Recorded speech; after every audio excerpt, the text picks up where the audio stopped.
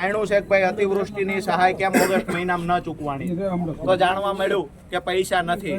બારદાન કેમ નથી લીધા, તો જાણવા મળ્યું કે ત્યાં કોઓપરેટ કંપનીઓ નાફેડ હોય તો ભલે ગુજકો માર્શલ હશે તો ભલે જ્યાં જ્યાં મોડું થયું છે ખેડૂતો દ્વારા જાણવા મળ્યું બારદાન નથી. મતલબ ક્યાંક ને ક્યાંક પૈસાની અછત છે.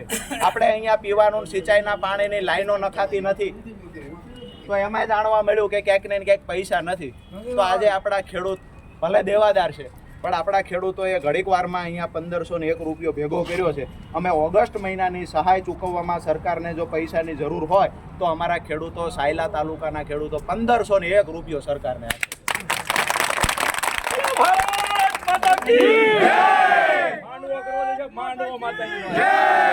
બીજી વાત એ છે કે હવે બાકી વાત રહી સપ્ટેમ્બર અને ઓક્ટોબરમાં જે કમોસમી વરસાદ પડ્યો. આપણે બધાય માંગણી કરવા આવ્યા છીએ કે સપ્ટેમ્બર ને ઓક્ટોબરમાં સરકારે જાહેરાત કરી છે કે જ્યાં કમોસમી વરસાદ પડ્યો ત્યાં અમે સહાય ચૂકવશું.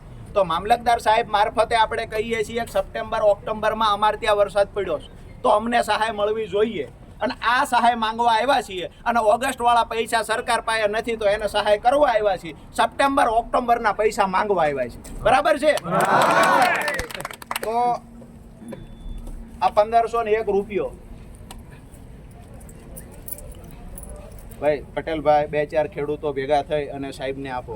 આવેદનપત્રમાં એમ નહીં આપો, તમારા આવેદનપત્રમાં ડિટેલ નોટ સાથે લખી નાખો. નોટ સાથે ભાઈ નથી લખવાનું સાહેબ, એમને ખબર નહીં પડે તો અમારે ક્યાં, એ તો તમારા માણસોને કયો, અમે થોડા એવા ભણેલા ગણેલા છીએ પૈસા દેવાના.